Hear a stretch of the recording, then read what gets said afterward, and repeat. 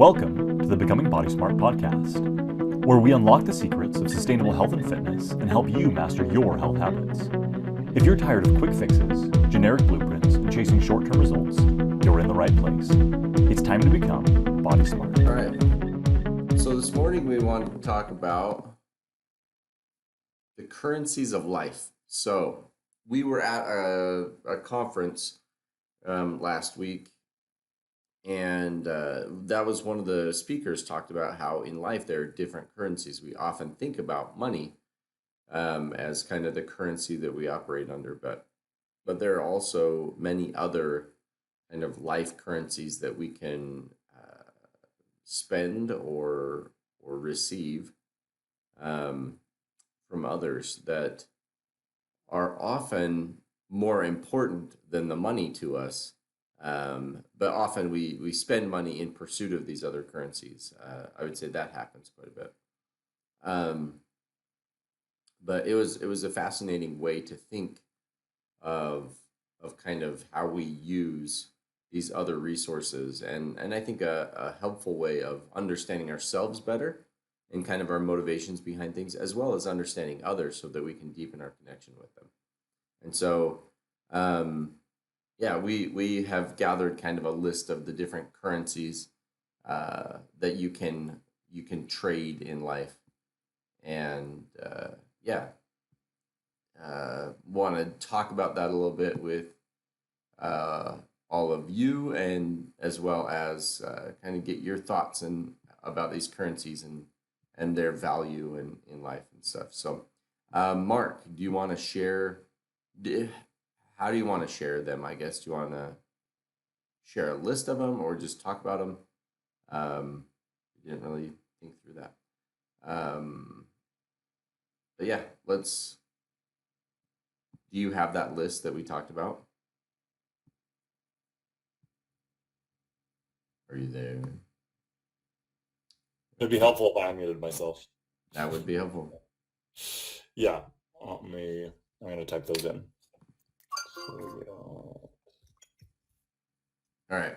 So the different currencies. So kind of what they're about. So like love, for example, is a currency that you can spend other than just money, right? And sometimes we will spend money in the pursuit of trying to show someone we love them. But really what we're trying to show is an example of loving them. And so time is another. Giving of your time to somebody is a currency of life, right? It's something you can give, it's something you can receive, is someone else's time, and can be really, really valuable. So here we go. Time, love, knowledge, wisdom, money, obviously, energy. Those are all things that you can give to somebody and they can give back to you. And often we'll see money try to be the surrogate for those things, but often it is not. You can't necessarily buy time, but you can buy plane tickets that get you out of town so that you can spend time together. Kind of unavoided attention. So money often can play into things, but those other currencies really are so valuable. Energy is a big one, because sometimes you can have time together and you get away, but then she's reading her book and I'm reading my book, and then we never really spend energy with one another, on one another. So we spend time together, but not necessarily give of ourselves to the other person. So that could be an example of giving energy, not just time together. I don't know. So these different elements of these different currencies, the goal, I think, with all of them is to be affluent in those things, so that you have lots of that to give to others, which is difficult at times and hard to think of it in that way always, but I think very valuable to think of it in that way. It's like, how can I be affluent in those things so that I can have that to give to others. And so some of those are skills that you can learn, or mentalities to have that you can then give to others. Yeah, thoughts, Mark?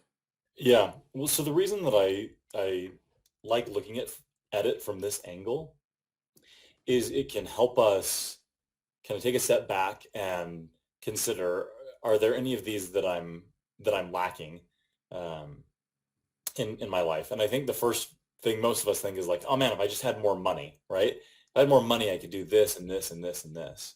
But considering some of those things and like, do we have that in abundance, right? Do we have love in abundance? Not everyone does. Do we have energy in abundance? Not everyone does. That's a big one. Do we have knowledge and wisdom in abundance? Not everyone has that. And so recognizing where we're abundant can, one, like we talked about last week, help us feel more gratitude, which can help reframe how we're feeling about life and about what we have, and can impact our happiness. And so just, we don't know what we don't know. And so when we don't think of these things like this, we don't recognize often some of the gaps that we have, or some of the, like, embarrassment of riches that we have in each of these areas.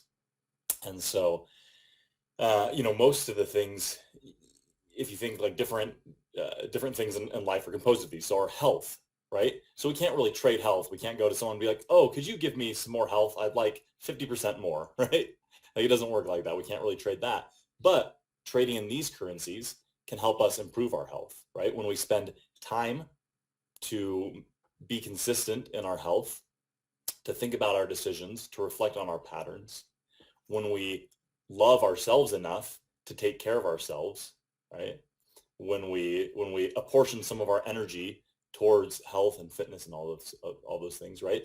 As we gain more knowledge and wisdom about health, that's part of what these calls are about, is helping to increase your knowledge base about health and fitness and what that looks like for you in your life and for your body, so that you can make better decisions around health. And that's the thing, like when we have knowledge and wisdom around a subject, that often helps us make better decisions, so that we don't have to spend a time or money later trying to recoup the cost of poor decisions.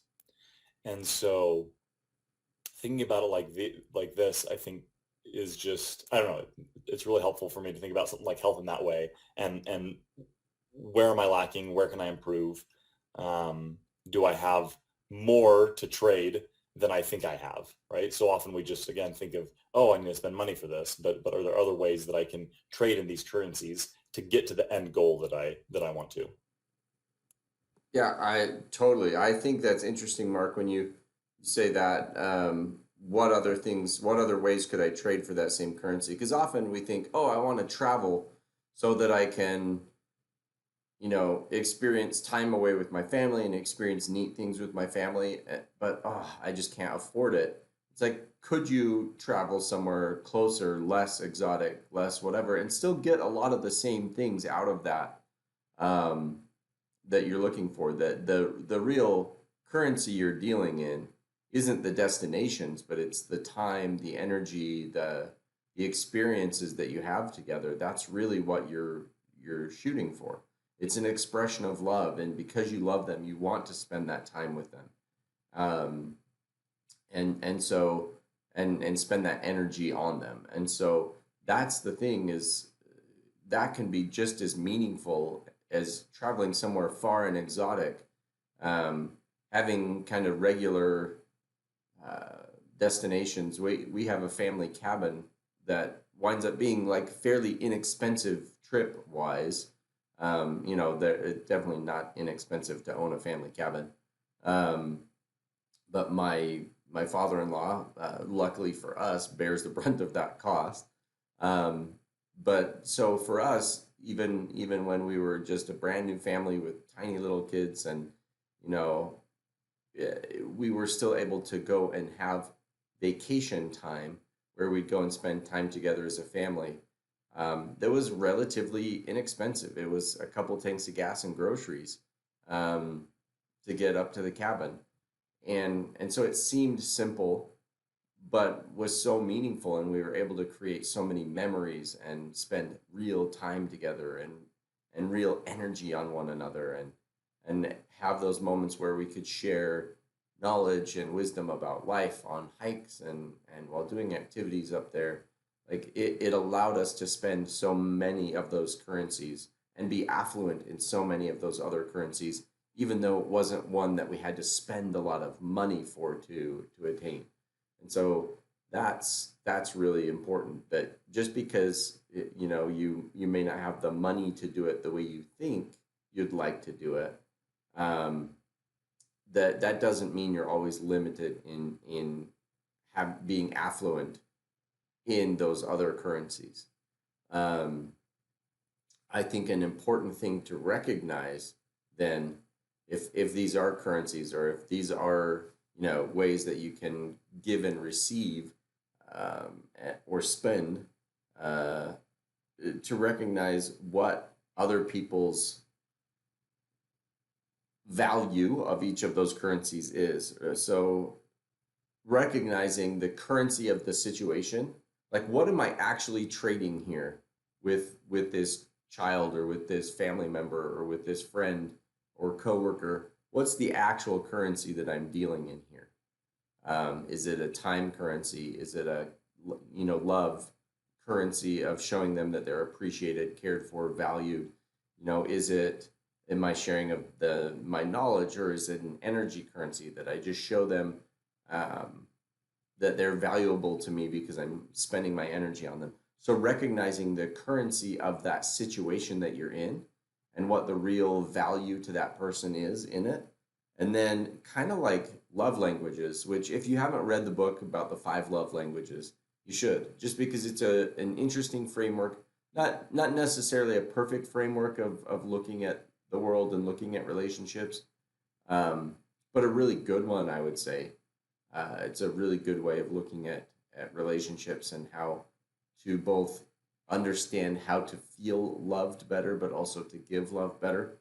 I think it's very similar to these currencies, but understanding the currency somebody wants out of the situation may be different than the currency you were hoping to get out of the situation.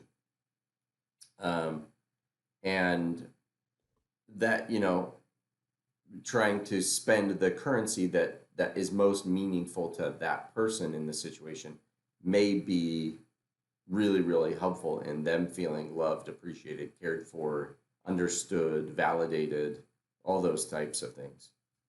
Go ahead, Mark. Yeah, so it's interesting. In this conference that we went to, this was actually a different subject, but one of the people was talking about how quality time matters, right? He was talking about quality time with his kids, and for sure that matters, right? They always say that love for kids is spelled Time, right? And that if we can at least make that quality time, even if we don't always have quantity of time, that can still be really meaningful. But going along with Cameron said, is what we think, like, oh my gosh, I cannot say this. So do we think it's quality time when the people that we spend time with actually don't feel that? And so I think that's one of the mistakes that we can make, right? Especially when we're time poor, maybe, and we do something, and if it's not in the currency that that person needs or wants or was hoping to have, then maybe that didn't end up being a quality time. Maybe that didn't end up being a quality experience. And so being able to, I guess this could be another currency, the currency of good communication, right? Being Mm. able to communicate with our loved ones. What are their needs? What do they need from us? What can we help them with? How can we show up in such a way that they do feel seen, that they do feel loved, and that ends up being really a quality experience. Because I think that is perfect to look at the love languages like that. Because so for example, this is a funny one. So if any of you have ever read the book The Little Prince, I love that book. It's kind of a kid's book, little longer. But anyway, I had read it to Liam growing up, right before he could before you get talking and everything. And I started reading, started reading with him again the other day, and I was asking him later. I was like, "So, what do you think?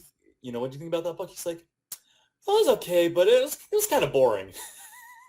Right? So like, well, for me, I'm like, oh, I love this book and I love sharing. And I think it's still important to share the things that you love with your kids and give them the opportunity to be exposed to different ideas and different mindsets and to the world of books.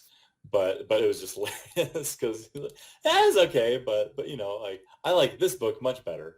And I can think of this book he got at the book fairs. How many of you remember the book fairs? Oh yeah. I love those. I'd always get like the science experiment books. I thought those were fun. But anyway, there's this book that he got, and it was a book without pictures, but it makes you say silly things, and he loved that. So much shorter book, but he's just like rolling on the floor with laughter. It's like so funny to make me say these ridiculous combinations of words, and he was so excited to show that to me, right? And so again, driving home the point that what we think is quality time isn't always what other people do. And then another thing about books is Hmm. actually reminded me of something that Cameron said earlier. So I love reading. And one of the investments that my parents made in my life and in my siblings' life is they read to us a lot. Um, Probably over the course of our lives, thousands of books. And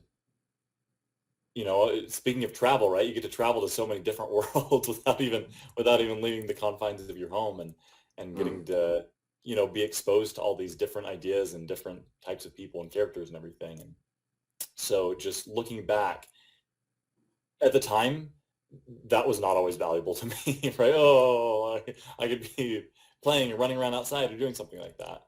But to have that like reservoir of experience and love felt to draw upon in difficult times and have those memories is very valuable now. And so sometimes the investments that we make in any of these things don't pay off until years later. Right? It's the Mm. same thing that we talked about with our health and with money, right? The principle of compounding. As we make those small investments in these different currencies over time, often it seems like, am I doing much? Is this changing much? Is this having an effect? Um, but eventually, right, those little investments have exponential growth and can have really powerful impacts in our lives and in the lives of those that we need. And I think just again, like Cameron said, asking the person in front of me, what do they need? What currency do they need? How do they need me to show up in this situation so that they can feel loved, they can move forward, and this can be like a mutually beneficial situation, right? We both win from this experience. Yeah, I love that it can be something that we both share in and partake in if we really focus on the other person and what, again, the currency of that situation is, as well as the currency that they value. Um, and I think that's a great example, Mark, of And your parents reading to you and things like that. Yeah, I guess sometimes when we try to spend one of those currencies, it's not always appreciated in the moment. But it doesn't mean that that doesn't have value or didn't add value to that person. And so um, sometimes it is kind of an investment thing. Uh, I definitely didn't appreciate the gravity of it then. I thought it was cool because my grandpa was giving me money, but one of his currencies is he had a lot of knowledge in investments and things like that. And he was not necessarily a warm and fuzzy person, um, but he was generous in his own way. Um, and as I understand that better now, it really was meaningful, and wish I had capitalized on it more. But for example, one of the things that he did to show me love was he came to me one summer um, and said, "Cameron, whatever you earn this summer, I will match and put into a Roth IRA or something like that. I can't remember, like a index fund, something or other. Anyway, um, And I thought, oh, that's cool. My grandpa's going to give me some money. I didn't really understand what it was or the value of it in all reality.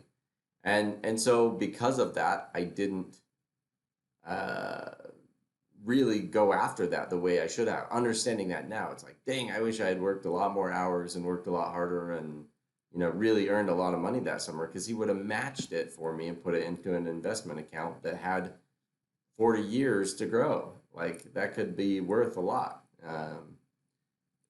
Anyway, so I kind of squandered that opportunity. But for him, and me seeing that now as an adult, like I see the value of that, and I see that that was a way of him showing love and support for me. Um, and so it's interesting how that goes. That sometimes we also, you know, need to work on thinking of the currency people are trying to spend on us, even though it may not match up with what we value. We can still recognize their effort, because sometimes they may be making more of an effort than we think, and it's just getting lost in translation.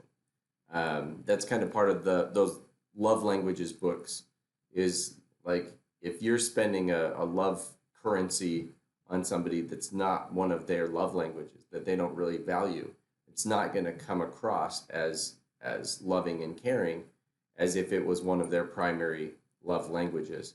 And so, um, yeah, if you keep buying them gifts, but their love language is quality time, then they're going to see the gifts not as an expression of love, but as you trying to buy their love because you're not willing to spend time with them. So it can backfire a little bit. So definitely reading the room and making sure that what you're doing. But from the opposite perspective, before you get too harsh on judging other people for their lack of loving you the way you want to be loved, take a look at what they are doing and see, is that something that's valuable to them? And is that something that they are showing you love in their way? It's just a different language that they're, and different affluence that of currency that they're working from. That they may not have a lot of affluence in, time, but they have a lot of affluence in knowledge. And so they share books with you that they think you would want to read. And you may not love reading. And so you're like, why do they keep sharing these books with me? They know I'm never going to read them. But that may be their language of love, or their language of trying to care for you. And so uh, being able to read that and say, okay, they do care for me. They are trying to love and support me. I think that's important, that we recognize that and don't undervalue people's attempts to share or show us love and consideration. So I think thinking of life in those ways of what are those different currencies, and how can I be affluent in them, um, as well as how can I recognize the kindness and affluence of others in those currencies for me, are important. And so this is just only a short list. I'm sure there are many others um, that are of value to people as well that we could come up with. But um, when we share those things with others, we can really benefit and improve their lives as well. So um, yeah, that's all I've got on that one. It's just, let's try to be affluent in those things that we can use to share and show kindness and whatnot to other people, because it's in connecting that we've said over and over again. Human connection with others is one of the things that helps us to live longer, to live healthier, live better. And I think that's such an important thing. The quality of our relationships, we talk about that all the time, and maybe we should have like gone into that a little bit more. How much the quality of our relationships matters in our health. And so by recognizing these currencies and trying to be affluent in them, um, we really can benefit our health as well as the health of our loved ones by trying to give and receive of these different currencies in life. Any final thoughts, Mark? Yes. Hopefully this translates from my brain to my mouth. That's always the question. um, you know, in thinking of these things, it can be really easy to say, you know what, this person in my life who is a struggle could really use some more of this currency. Oh, Right? yes. Hard to Oh, deal yeah. with them, and they sure could use this. Um, I think that's a natural thing, and and recognizing that the only people that we can change are ourselves. And so as we start to trade in some of these different currencies, and we understand maybe where some improvement needs to be made, and we work on that in our own lives, we invite other people to change as well, right? We invite other people to start living in these types of affluence. And I think that's a really cool thing about that. When we trade in these, I think when we trade in these different things, we tend to attract people that make these a priority. And so considering like, what do we want to be most affluent in? And like Cameron said, I would consider those things that are most valuable in social relationships, which tend to be love and time and energy. And again, not exclusively, but considering like, what do I value most right now? What do I want to value most? What's most important to me? And how can I attract more of that? And that's those things, right? When we give our love and when we give our time, they're often multiplied far beyond the investment that we made. And this is not a call to like completely, wear ourselves ragged, because sometimes what people need is for us to take care of ourselves, right? They need us to, get enough rest so that we can show up to the relationship with a little bit better of a mindset, right? They maybe they need us to go out and make money so that we can support a healthy lifestyle, things like that. But just considering what are the most important currencies to you, and what type of people do you want to attract? What type of people do you want to be around? What type of mindsets do you want to be around? I'm very much a believer that we are the sum of who we spend our time with, and what we spend our time thinking about. And so as we consider those things, are there any areas that might need some change, or that we could invest a little bit more of any of these currencies in to improve? Yeah, I like that.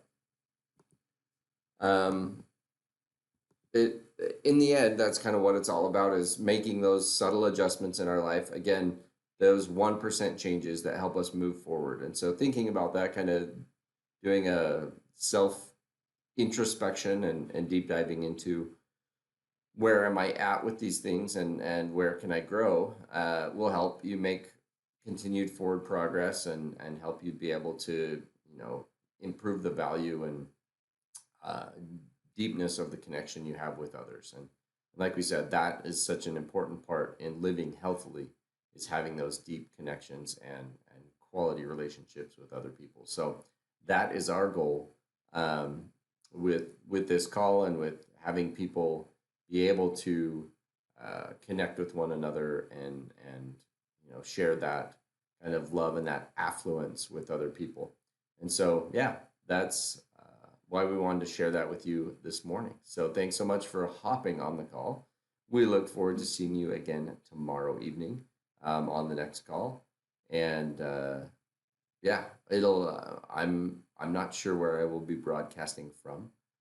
My son has basketball starting up, so he made the junior high basketball team. So we're excited about that. But that means I'm going to be driving all over the place and hoping that the games are done before the 5:30 call tomorrow night. So should be fun. Always an adventure. We'll catch you tomorrow night. Thanks. Thanks for listening to the Becoming Body Smart podcast. If you have questions, thoughts, or want to continue the conversation, reach out to us on our socials or join our community. Don't forget to subscribe, rate, and leave a review.